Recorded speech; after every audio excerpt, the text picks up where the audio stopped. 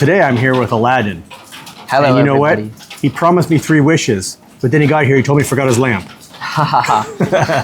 I'm sure you've never heard that joke, right? Every day. Every day. Every day. Yeah, Especially here in Russia. Oh, in Russia? You know, Aladdin, the fairy tale, is huge. Yeah. And whenever I meet somebody first time, he's like, "Where's the lamp? Where's Jasmine?" Yeah. And they say the same thing. It's the first time you heard this, right? I go like, yes, of course, it's the first time. So like for costume parties, your wife ever dress up like Jasmine? Ha! We went to a costume party, and because I look like Gru, I dressed up like Gru. My wife dressed up like Lucy, and my daughter dressed up as a minion. Wow. I'll show you the picture later. Yeah. Okay. that was really cool. Looking forward to it. So tell us a little about yourself. You're here in Russia. Obviously, the Kremlin kidnapped you and brought you here because no one comes here voluntarily. Exactly. That's So, what happened. So basically, I moved to Russia in 2019. And from where? Came here to study. I'm Algerian myself. Grew up, raised and born in Algeria. So yeah, that's when my journey began. And why'd you move here? And I just wanted to get out of my comfort zone because I entered medical university in Algeria. Had good grades during school. I was practicing sports. I had everything fine. But you know, you want to move to another city, explore new things, learn about new cultures, develop yourself but personally. why Russia? Why not America? Because professionally. everybody wants to go to America. Everybody knows that the whole world wants to go to America. So why not America? Exactly. Well, first of all, the US is expensive in terms of tuition fees, student loans, and so on. That's one reason. The second reason is I was really interested in the Russian Federation. It might sound weird, like how is this possible? But I was really interested in the culture, in history, and I never regret it. I feel good. And how much does the Kremlin pay you to spew this propaganda? Trust me, nothing. Okay. So I came here, first I was in Vladikavkaz, a city in North Ossetia or Ossetia, call it as you wish. And I stayed there for 6 months, learned the Russian language. In 6 months, you learned it?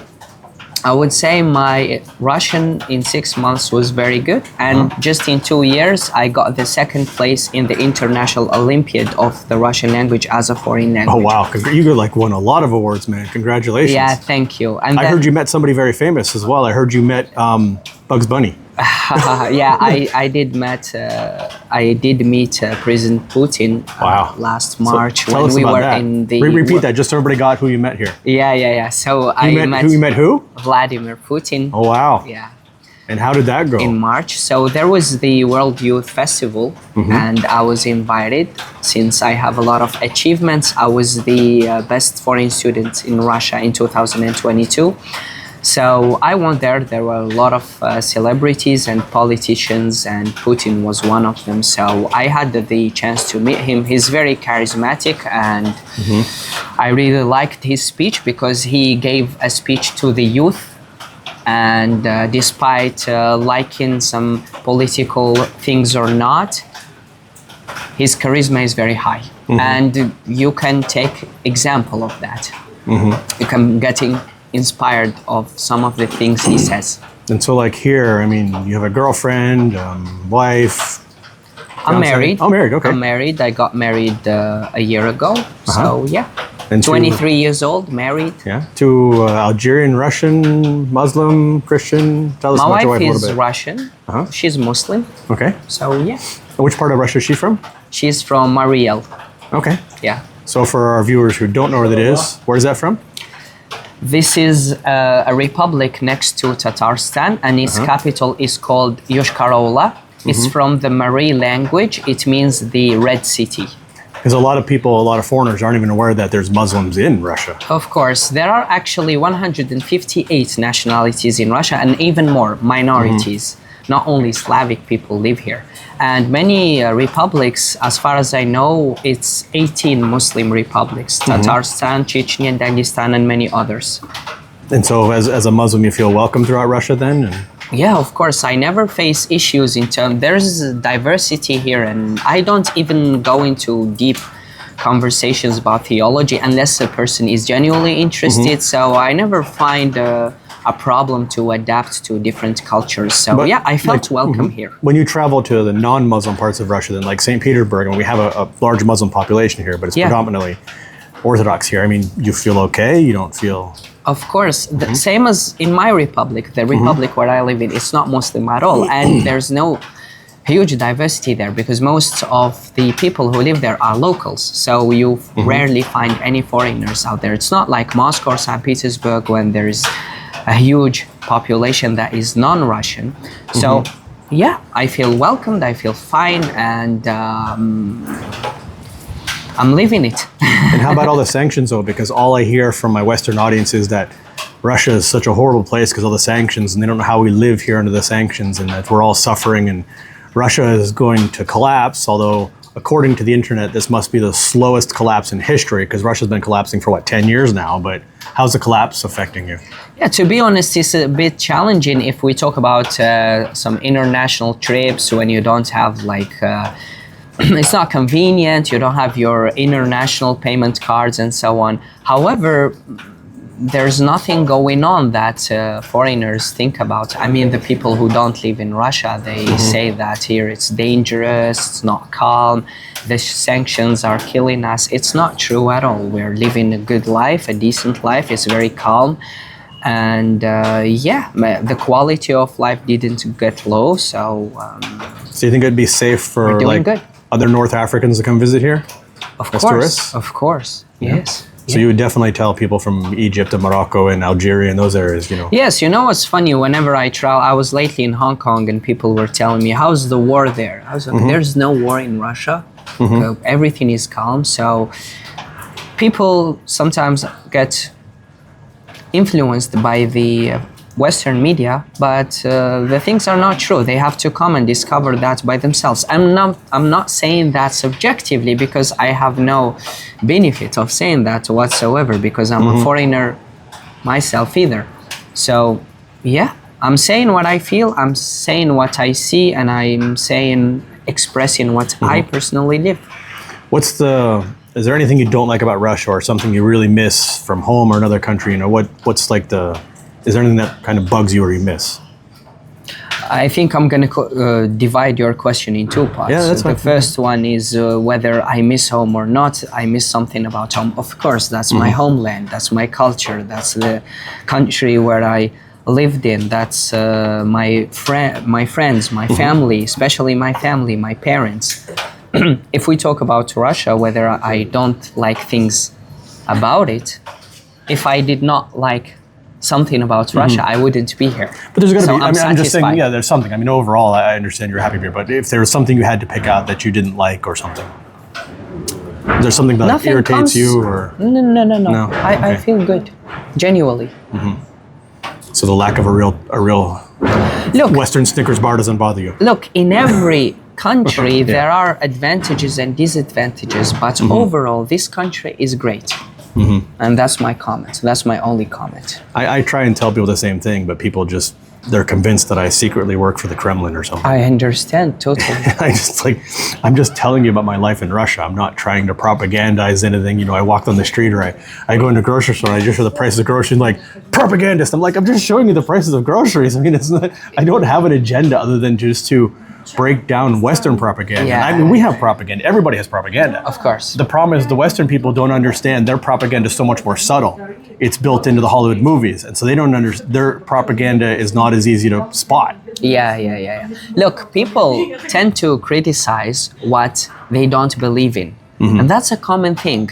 But I saw an interview the other day of Russia's president, and I really liked this one. He was speaking to a journalist, and he was telling, she was challenging him. This is the modern journalism, but he was like, look, if you want me to say the same things that you're saying and you want me to fit into your agenda, just tell me, I will shut up. But if you want to hear my opinion, you gotta let me speak. Yeah. Because doing propaganda is easy. And again, when I say things about Russia or when you say things about Russia, we're foreigners as well. We're not Russians. We have all the right to do so. And we speak how we live, what we feel about Russia. And if we're here, it means we're comfortable. And some people, not all of them, don't like to hear that. But it's the reality. And how big is the city that you live in? What's the population? It's small, only 300,000 people live there, so Okay. it's relatively small comparing to other big Russian cities. It's calm, not like St. Petersburg, but yeah, you can find some people with a cool mindset, and I'm feeling fine there. And how long did it take you to get used to not having an indoor toilet? And what? That's the first time I've heard of this. All the time, my comments are always full of, yeah, but if you go 20 miles outside of Moscow, only Moscow and St. Petersburg are good. The rest of the country is horrible. People don't have indoor toilets, and there's this myth that, so I always kind of joke about this. Yeah, that's not true, actually. I've been to more than Did you have to bring your toilet with you from Algeria when you moved here? Yeah, that's exactly Is that why what I your did. wife married you, because you came with a toilet? So, I've traveled to more than 20 Russian cities. And how many of them didn't have never- toilets? Only St. Petersburg did, can you Okay. imagine? So, That's why we invaded Ukraine, to get the toilets, right? that's a good one. It's a toilet war. That's a good That's the whole one. reason. That's the whole reason that Ukraine. That's the whole reason that Russia went into Ukraine, is just to get toilets. Don't spread all of our secrets to our the secrets, world. yeah, Come yeah. on. The Ukrainian toilets are the best. I had to cover up the Ukrainian flag on my toilet. So, as I was saying, I traveled to more than 20 Russian cities, and Oh, I've by the never way, faced any I know I'm issues. interrupting you, but I want to tell you a secret. I have 3 toilets Wow, crazy. over my quota. Stop the madness. I think it's illegal, but okay, go ahead. All the cities are different. They're unique, and it's like a continent. Russia is very Yeah, big. yeah. I came once to St. Petersburg by the train from Yuzhkar-Ola, and it took me 2.5 days. Mm-hmm. By this time, you can travel the whole Europe, right? Almost. Yeah. So it's crazy. It's a huge country. I mean, yeah, Europe's a bit big. Yeah, 2.5 hours. So, in a lot of European countries, that would take you across. Not the country hours, minimum. but 2.5 2.5 days. days. Yeah. It's Okay, not you're right. Yeah, hours. sorry. It's not hours. Sorry, It's yeah. days. Yeah. If you go But to that's only because the train was so slow. It only goes 10 kilometers an hour. It's pulled by donkeys, now, right? come on, it goes really fast. And from Moscow, I get your joke. I get what you're saying. You're getting along with those comments. But you go from Moscow to Vladivostok, it takes you a week probably. Yeah. And that's a time where you can travel the whole continent, another continent. So, you see? Yeah. So you've traveled quite a bit Russia is around unique. Russia. Yes, I did. And And, you I don't- still do. And And you don't have to going carry your do so. toilet with you everywhere. They have them, right?